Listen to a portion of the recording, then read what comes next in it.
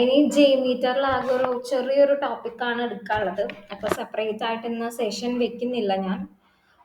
ചെറിയൊരു കാര്യം മാത്രമേ JMeterൽ ഞാൻ പറയാൻ പറ്റുന്നുണ്ടായിരുന്നുള്ളൂ. അപ്പോൾ അത് ഞാനിപ്പോൾ റെക്കോർഡഡ് വീഡിയോ ആയിട്ടാണ് അയക്കുന്നത് കേട്ടോ. 1 സെക്കൻഡ്. യെസ്, നമുക്കിപ്പം ഞാൻ ഫസ്റ്റ് തന്നെ ഒരു ടെസ്റ്റ് പ്ലാൻ ഇവിടെ ഉണ്ട്, ഓൾറെഡി ഉണ്ട്. പുതിയത് ക്രിയേറ്റ് ചെയ്യണമെങ്കിൽ ഫയലിൽ ന്യൂ കൊടുത്താൽ മതി. ദെൻ ഞാൻ എന്ത് ചെയ്യുന്നു, ഒരു ത്രെഡ് ഗ്രൂപ്പാണ് ക്രിയേറ്റ് ചെയ്യേണ്ടത്, എന്ന് വെച്ചാൽ യൂസേഴ്സിന് ക്രിയേറ്റ് ചെയ്യണം. ദെൻ അത് കഴിഞ്ഞിട്ട് ഞാനൊരു HTTP റിക്വസ്റ്റ് കൊടുക്കുന്നുണ്ട്.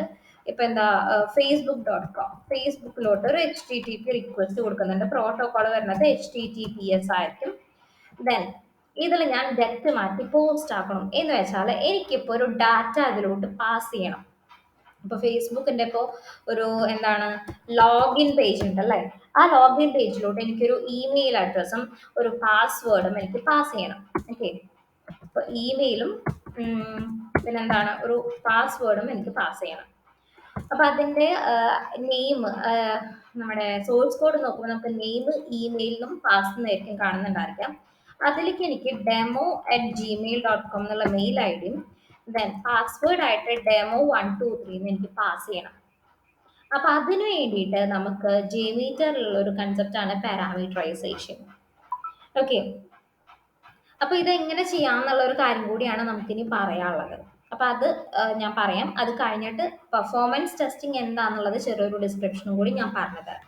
നിങ്ങൾക്ക് ഓൾറെഡി മാനുവൽ ടെസ്റ്റിംഗ് അറിയാം, നിങ്ങൾക്ക് രണ്ടാൾക്കും അറിയാം. എന്തുകൊണ്ടാണ് ഞാനിപ്പോൾ മാനുവൽ ടെസ്റ്റിങ്ങിൽ ഇപ്പോൾ പെർഫോമൻസ് ടെസ്റ്റിംഗ് എന്താണെന്നുള്ളതൊന്നും കൂടി എടുത്ത് പറയാതിരുന്നത്. ഓക്കെ, സോ അപ്പോൾ നമുക്ക് ഇത് രണ്ടും പാസ് ചെയ്യണം. അപ്പോൾ അതിന് മുൻപ് നമ്മൾ നോർമലി ചെയ്യുന്ന പോലെ തന്നെ നമുക്ക് എന്താണ് ലിസണേഴ്സ് ആഡ് ചെയ്യാം. ട്രീ ആയിട്ട് റിസൾട്ട് വന്നു. അതേപോലെ തന്നെ ഞാൻ ഇപ്പം എന്താണ് ഒരു minute, listeners of sorry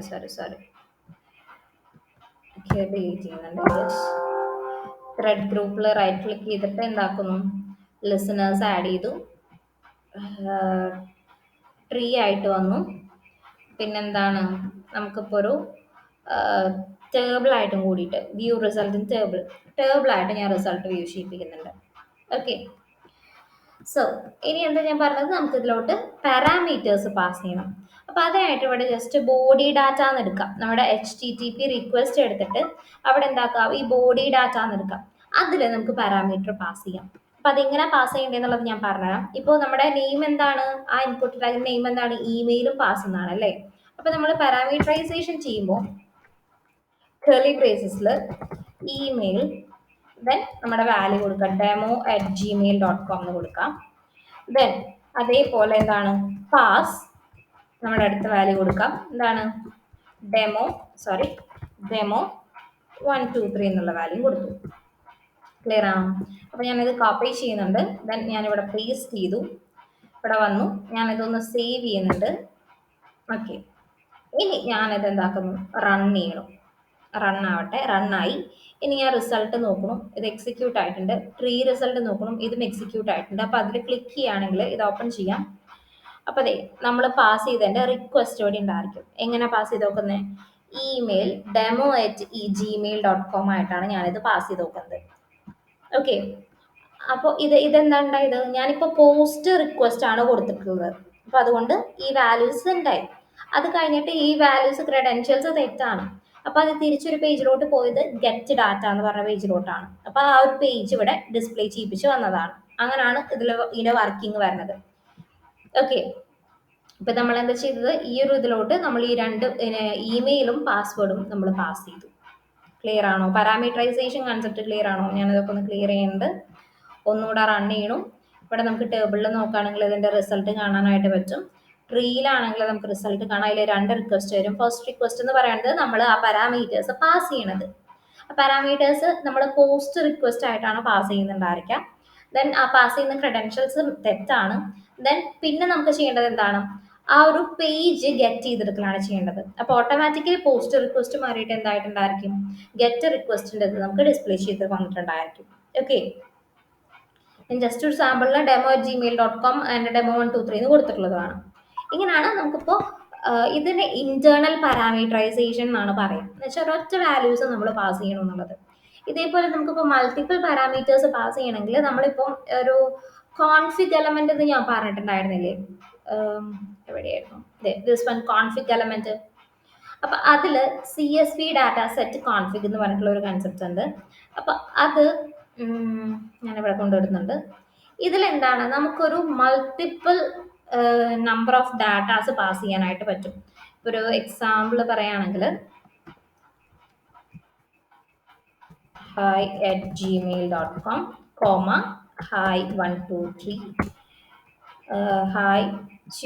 hi2 at gmail.com, hi1234, hi3@gmail.com, hi12345. ഞാനിതിപ്പോൾ സേവ് ചെയ്യുന്നു.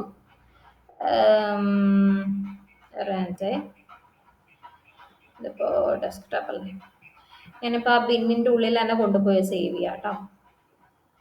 പക്ഷേ JMeter bin demo.csv ഒരു CSV ഫയലായിട്ടാണ് ഞാൻ അത് സേവ് ചെയ്യണത്. ഓക്കെ, ഇനി ഇവിടെ നമുക്ക് ബ്രൗസ് ചെയ്യാം. ബ്രൗസ് ചെയ്തിട്ട് എവിടേക്ക് എടുക്കുന്നത്, നമ്മുടെ സി ഡ്രൈവില് അപ്പാഷെ JMeterന്റെ ഉള്ളിൽ ബിന്നിനുള്ളിൽ ആർക്കും ഈ ഫയൽ കിടക്കുന്നുണ്ടായിരിക്കാം. demo.csv ഫയൽ എടുത്തു. ദെൻ അതിൽ നമുക്കൊരു വേരിയബിളിന്റെ നെയിം കൊടുക്കണം. അത് എന്തിനാന്ന് ഞാൻ പറഞ്ഞുതരാം. ഞാനിവിടെ ഇപ്പോൾ യൂസർ ഇമെയിൽ യൂസർ പാസ്വേഡ് എന്ന് പറഞ്ഞിട്ട് ഞാൻ 2 വേരിയബിളിന്റെ പേര് കൊടുത്തു. ഓക്കെ, ബാക്കിയൊന്നും ചേഞ്ച് ചെയ്യണ്ട. തിരിച്ച് HTTP റിക്വസ്റ്റിൽ വരാം. ഇവിടെ ഉണ്ടല്ലോ നമ്മൾ ഇങ്ങനെ കൊടുത്തതായിരുന്നു അല്ലേ. ഞാനൊരു നോട്ട് പാഡും കൂടി ഓപ്പൺ ചെയ്യാം. നമ്മൾ ഇങ്ങനെയായിരുന്നു ഇൻഡിവിജ്വലി ഒരു വാല്യൂ കൊടുത്തിട്ടുണ്ടായിരുന്നത് അല്ലേ. ഇതിപ്പോൾ നമ്മൾ എന്താണ് ചെയ്യുന്നത്, ഒരു CSV ഫയൽ മൾട്ടിപ്പിൾ ഡാറ്റ സെറ്റാണ് പാസ് ചെയ്യണത്. അപ്പോൾ ഇത് ചേഞ്ച് ചെയ്തിട്ട് നമുക്ക് ചെറിയൊരു വ്യത്യാസം വരുത്തണം. ഇവിടെ എന്താക്കാം, ഡോളർ കേളി ബ്രേസസിനുള്ളിൽ നമ്മൾ അവിടെ പാസ് ചെയ്തിട്ടുള്ള വേരിയബിൾ ഉണ്ടല്ലോ, യൂസർ ഇമെയിൽ യൂസർ പാസ്, അത് ഇവിടെ ഇട്ട് കൊടുക്കാം. ഓക്കെ, അത്ര വ്യത്യാസമേ വരുന്നുള്ളൂ. യൂസർ പാസ്വേഡ് എന്നാണോ പാസ് എന്നായിരുന്നോ, പാസ്വേഡ്. ഓക്കെ, അപ്പം ഞാനിതൊക്കെ ഒന്ന് കൺട്രോൾ വി അത് നമ്മൾ പാസ് ചെയ്ത് കൊടുത്തു. ഓക്കെ, ദെൻ ഞാനിത് സേവ് ചെയ്യണു, ക്ലിയർ ചെയ്യുന്നു, നമുക്കിത് റൺ ചെയ്യാം. റിസൾട്ട് സക്സസ് ആയി. ക്ലിയർ ആണോ? അപ്പോൾ ഇങ്ങനെയാണ് നമുക്കൊരു എന്താണ് ഒരു CSV ഫയലായിട്ടും അല്ലെങ്കിൽ ഒരു ഇന്റേണൽ ഫയലായിട്ടും എന്ന് വെച്ചാൽ ഒരൊറ്റ വാല്യൂസ് ആയിട്ടും പാരാമീറ്ററൈസേഷൻ കൺസെപ്റ്റ് ചെയ്യണത്. അപ്പോൾ ഇത്രയൊക്കെയാണ് ഏകദേശം നമ്മുടെ JMeterന്റെ ഒരു വർക്കിംഗ് വരുന്നത്. അപ്പോൾ നിങ്ങളിപ്പോൾ ഞാൻ ജസ്റ്റ് ഒരു സാമ്പിൾ ഒരു പ്രൊജക്റ്റിന്റെ അല്ലെങ്കിൽ ഒരു പേജിന്റെ സാമ്പിൾ മാത്രമേ ഞാൻ കാണിച്ചു തന്നിട്ടുള്ളൂ. ബാക്കിയുള്ളതൊക്കെ നിങ്ങൾ തന്നെ ചെയ്യേണ്ടതാണ്. റൈറ്റ്, എന്തൊക്കെ റിക്വസ്റ്റ് കൊടുക്കണം, എത്ര ലോഡ് കൊടുക്കണം, നമ്മൾ ലാസ്റ്റ് ക്ലാസ്സിൽ കണ്ട പോലെ multiple load at A time കൊടുക്കാനായിട്ട് എന്ത് ചെയ്യണം, അല്ലെങ്കിൽ ലൂപ്പ് കൗണ്ട് കൊടുക്കണം, അങ്ങനെ കുറേ കാര്യങ്ങൾ ചെയ്യണം അല്ലേ. അപ്പോൾ അതൊക്കെ നിങ്ങൾ തന്നെ പ്രാക്ടീസ് ചെയ്ത് നോക്കാം. ഞാൻ എന്താക്കുന്നുണ്ട്, 2-3 സൈറ്റുകൾ ഷെയർ ചെയ്തിടുന്നുണ്ട്. അപ്പോൾ നിങ്ങൾക്ക് അതിലൂടെ ആ സൈറ്റിൽ എന്താക്കാം, പെർഫോമൻസ് ടെസ്റ്റിംഗ് ചെയ്ത് നോക്കാം. ഓക്കെ, സോ JMeter എന്ന് പറഞ്ഞ ടൂളിന്റെ ഇത്രയാണ് വരുന്നത്. ഇനി അപ്പൊ ഈ JMeter എന്തിനു യൂസ് ചെയ്യണമെന്ന് നമ്മൾ പറഞ്ഞിട്ടുണ്ടായിരുന്നത്, ഫോർ പെർഫോമൻസ് ടെസ്റ്റിംഗ് അല്ലേ. Performance testing. അപ്പൊ എന്താണ് ഈ പെർഫോമൻസ് ടെസ്റ്റിംഗ് എന്ന് പറഞ്ഞാല്, ഈ പെർഫോമൻസ് ടെസ്റ്റിംഗ് വരുന്നത് നോൺ ഫങ്ഷണൽ സോഫ്റ്റ്വെയർ ടെസ്റ്റിംഗ് കാറ്റഗറിയിലാണ് ഇത് വരുന്നത്. എന്ന് വെച്ചാൽ എന്താണ്, എത്ര വർക്ക് ലോഡ് ഉണ്ടെങ്കിലും ഒരു 1000 യൂസേഴ്സ് അറ്റ് എ ടൈം കയറുന്നുണ്ടെങ്കിൽ പോലും നമ്മുടെ സൈറ്റ് പെർഫെക്റ്റ് ആയിട്ട് പെർഫോം ചെയ്യാൻ വേണ്ടിയിട്ട് നമ്മൾ പെർഫോം ചെയ്യുന്നുണ്ടെന്ന് നമ്മൾ എൻഷുർ ചെയ്യുന്ന ഒരു ടൈപ്പ് ഓഫ് ടെസ്റ്റിംഗ് ആണ് എന്ത്, പെർഫോമൻസ് ടെസ്റ്റിംഗ് എന്ന് പറയുന്നത്. ഇതിൽ ബഗ് കണ്ടുപിടിക്കലല്ല നമ്മുടെ ഗോൾ എന്ന് പറയുന്നത്, പക്ഷെ എന്താണ്, പെർഫോമൻസ് ബോട്ടിൽ നെക്കിനെ എലിമിനേറ്റ് ചെയ്യണം. പെർഫോമൻസ് ബോട്ടിൽ നെക്ക് എന്ന് പറയുകയാണെങ്കിൽ ഇപ്പം എന്താ പറയാ,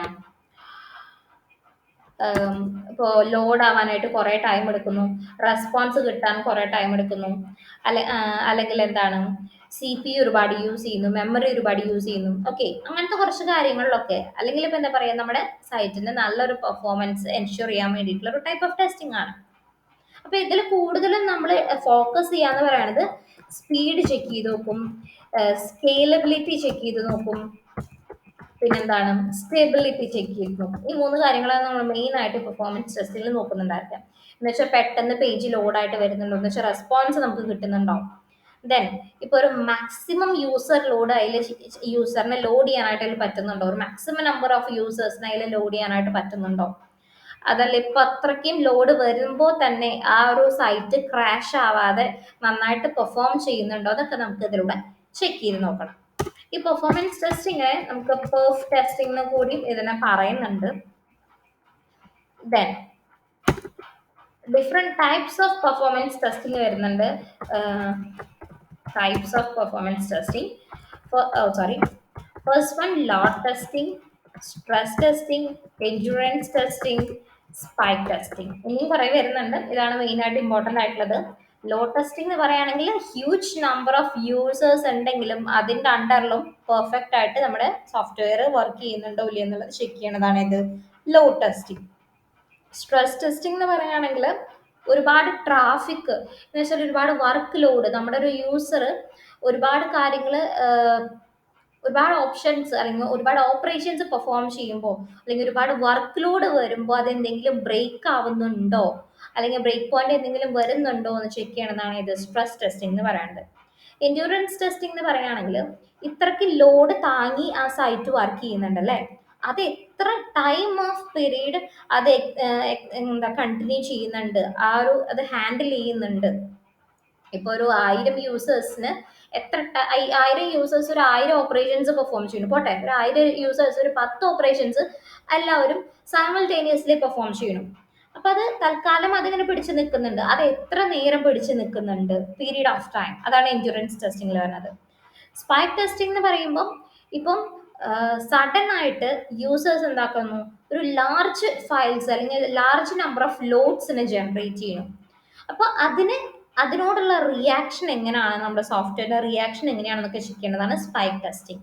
ഓവറോൾ നമ്മുടെ വെബ്സൈറ്റിൽ ഒരു എന്താണ് ലോഡ് കൂടുമ്പോഴോ അല്ലെങ്കിൽ നമ്പർ ഓഫ് യൂസേഴ്സ് കൂടാണെങ്കിൽ, നമ്മുടെ ത്രെഡ് കൂടാണെങ്കിലൊക്കെയോ അതിന്റെ പെർഫോമൻസിനെ ബാധിക്കുന്നുണ്ടോ, അത് ലോഡ് എടുക്കാൻ ടൈം എടുക്കുന്നുണ്ടോ, റെസ്പോൺസ് ടൈം അത് ഓക്കെ ആണോ, പിന്നെന്താണ് ബോട്ടിൽ നെക്കിങ് എന്ന് വെച്ചാൽ CPU utilization, memory utilization, disk utilization അതൊക്കെ കൂടുതലാണോ എന്നൊക്കെ ചെക്ക് ചെയ്യാനുള്ള ഒരു മെത്തേഡാണ് പെർഫോമൻസ് ടെസ്റ്റിംഗ്.